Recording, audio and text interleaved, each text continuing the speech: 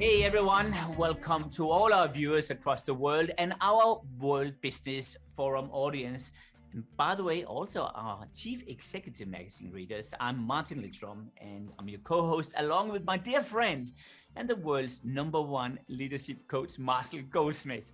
Now, Marshall is a member of the Thinkers 50 Hall of Fame and has written some of the most iconic books out there, including his latest bestseller, The Earned Life. Lose regret, choose fulfillment. I have to say, it's simply a must read. Seriously, if there's one book out there which you have to read this year, I would say it's The Earned Life. But who am I to say that right now? Now, I have to say one thing. Keep an eye out for our special series on The Earned Life, where some of the most respected business icons in the world will join us to talk about their earned life. Now, if you have any questions or comments, just post them here. Or just tell us who you are and where you're from. And if you, by the way, like this show, don't forget to press the like button or follow the subscribe button. Now, one word which is rarely used in business, yet it has shown to have a profound impact, is basically a word which, when it's embraced, when it's truly embraced by management, it does just wonders. That word is imagination. So what does it have to do with Volkswagen? Well, with the help of our next guest, we'll soon find out. Marshall, tell us more about who's our next guest. Well, before I do that, I have to introduce my comrade, Martin Lindstrom. Martin is the world's most interesting human being. So if you ever look at his background, he's, I think, the world's most interesting human being. He is Time Magazine 100 most influential people only in the world. He is a Thinkers 50 member for many years. He is the world's #1 expert on branding. He's the author of some spectacular books, including Biology, Small Data, Ministry of Common Sense, and also is a guy who's always willing to help out. He's done some volunteer work with me. We've helped people in various hospitals, people who needed help. And he's really taught me so much that I use all the time now in my coaching. So very honored to be here with my colleague, Martin Lindstrom. Hey. Thank you, Marshall. Thank you. And listen, I noticed you said one thing. You said I've been in Thinkers 50 for many, many years. That means I'm very old. Now, try to explain that one, okay? You know, when you said I was in the Hall of Fame for many, many years, then you're really old, and then you're really old. So now we have some wonderful guests today. Our first guest is Martin Reeves, Managing Director and Senior Partner at BCG. Very happy to have you with us. He's Chairman of BCG Henderson Institute, which is basically their think tank. So Martin Lindstrom, this guy must be smart because he's in charge of a think tank. That's very good. That's very good. He's an author of The Imagination Machine.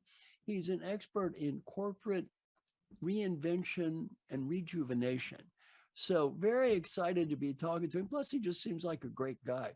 So very, very happy to be here talking with Martin Reeves. So Martin, thank you so much for joining us. Well, it's nice to join you guys. Thanks for inviting me. Now, Martin, let's just get started. Why is imagination so important in business today? Well, it's always been important. All companies are founded on an act of imagination. They bring something new to the world.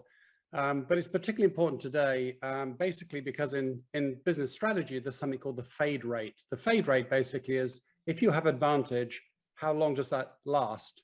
And the answer used to be a decade or several decades. You could coast on the same business model for decades. Now the answer is about 1 or 2 years. What does that mean?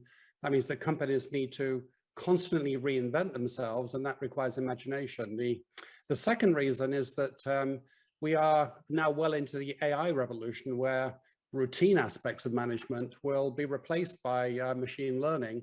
And so the challenge to the humans is to focus on more uniquely human cognition, and that's basically 3 things: empathy, ethics, and the title of my book, the imagination machine. Imagination is something that machine learning can't do.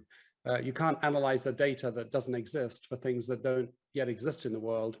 And the third reason I'd give is that the collective challenges we face, for instance, climate change, are really, really tough, and we actually don't have solutions yet. So this will require a tremendous amount of collective imagination.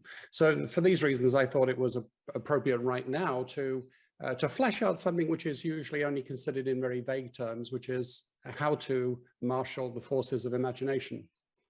I love that. Marshal the forces of imagination. Of course you do. Well, listen, Marshall, I love the name Martin. So here we go. It's 1-1 right now. Okay. He's a good guy all around. So Martin Lindstrom, what's a good question from you?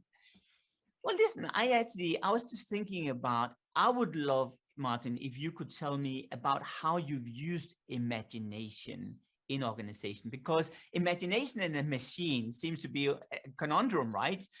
Give me an example about how you actually have adopted that into it. And you also talked about empathy, which it sounds like it's a tool you're using to make the organization work with you. Right. Well, the title does sound like a paradox, imagination machine, because we have an image, probably from the Romantic movement in the arts, more than 100 years ago, that imagination is some sort of divine spark only to specially gifted individuals, that occurs at unpredictable times and couldn't possibly be managed or harnessed, which is rather strange because all companies are founded on an active imagination. We all have the capacity for imagination, and we don't really shy away in business from other complex aspects of humanity, like consumer psychology or team motivation. So as we dug into the science and the empirics of imagination, we came to the view that actually companies are imagination machines. They probably done more to change the world than any poet or visionary. They convert ideas into new realities. We just don't have a playbook for how to do that. So we came up with, if you like, a description of the process for collective imagination that consists of getting 6 things right. The first one we call the seduction, which is the impetus, the surprise which triggers the imagination. The second one is the skill of working the idea. The third one is colliding the idea with reality. The fourth one is we call the epidemic, which is ideas are like a virus, actually. Ideas spread. If they don't spread, they don't have any impact. And what are the conditions under which they spread? Then we had the creation of the new ordinary. One of the paradoxes, the true paradoxes of imagination, is if you're successful, the idea becomes so widespread and so commonplace that it becomes very boring, or it becomes unremarkable. So how do you create these unremarkable new realities? And then the last one is we call the encore, the last stage, because you're never done in business, of course. You have to not only imagine, you have to reimagine.